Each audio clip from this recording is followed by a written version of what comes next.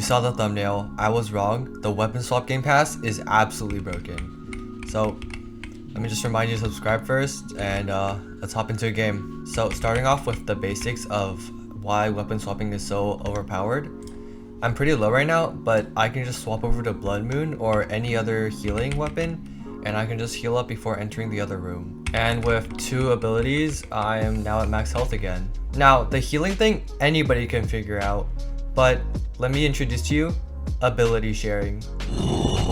Now, how do I have this when I'm clearly using Divinity? Look, it's not just a visual. I literally have a ball. So what you want to do is you want to go over, swap over to Phantom Scythe. And by the way, when you swap over to Phantom Scythe, for some reason it gives you at max charge. So pull out one and then just swap to any other weapon. Like, let's just Skywatcher. Yep. You can, the only thing you can't do is M1. So a spear would be what you want. And let me show you how this works in a room. Just clear like a normal room, but instead of using M1, use your right click instead. And if you get in a tough situation, you can just left click and you get out. Well, what if you have a brain and you're like, I don't want to spam right click to clear all the rooms. My stamina is gonna like just get burnt away. Well, who said you have to use Phantom Scythe? I'm gonna use Blood Moon, probably the best weapon for this swapping mechanic, and just show you how busted it is. Alright, so I'm gonna pop my ability, swap to Divinity, and just go ham. Oh wait, I need to get a kill as soon as possible so it doesn't run out. Alright, here we go. From this point on, Blood Moon made me quite literally see red, and I forgot to commentate. So I'm just gonna voice over here, and a quick reminder, you don't need to look at the HP bar because it's just gonna stay at max. So how Blood Moon's ability works is that it lasts for like, what, 13 seconds? But every single time you kill an enemy, it increases the time by like 1 or like, it increases by a few seconds, at least 1 second. And I just have to keep going from room to room faster than Fudge is trying to add more monetization to his game. That was obviously a joke, Fudge. Don't remove my creator code, I really need it. But anyways, you guys understand, I just keep going.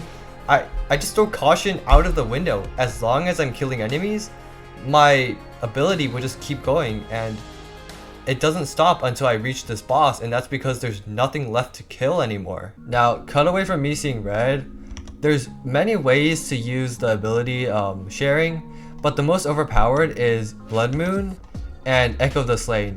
It's the most overpowered combo because Blood Moon just heals the Echo of the Slain user when they're in another dimension and basically immune to all enemy attacks. So before you needed a duo, and now you can just do a solo, bro. It's actually insane.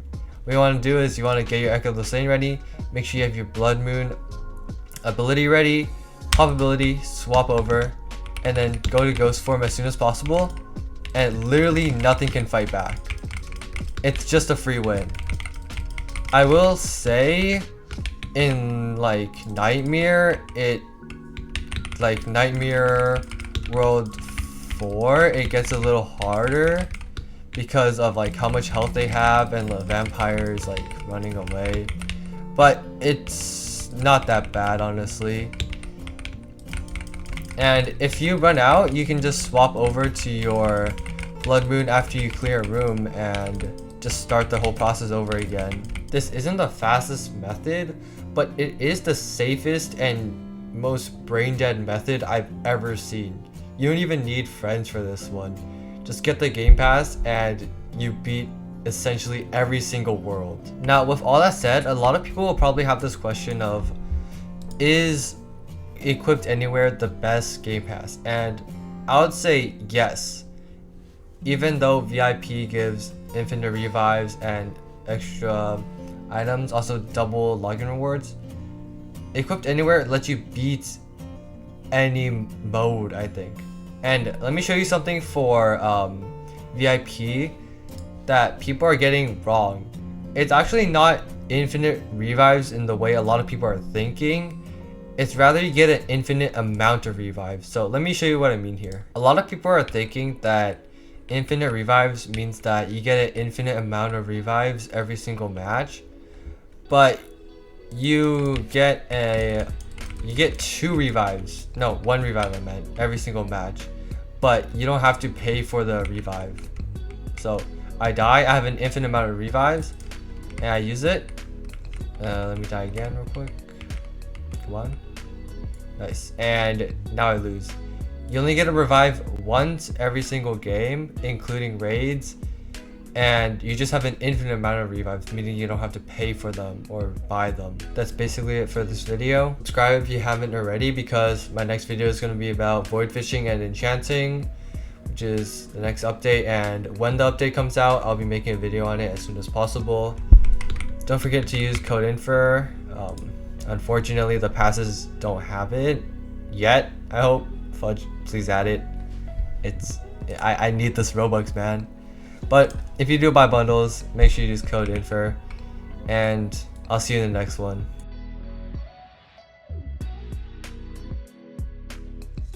You're still here?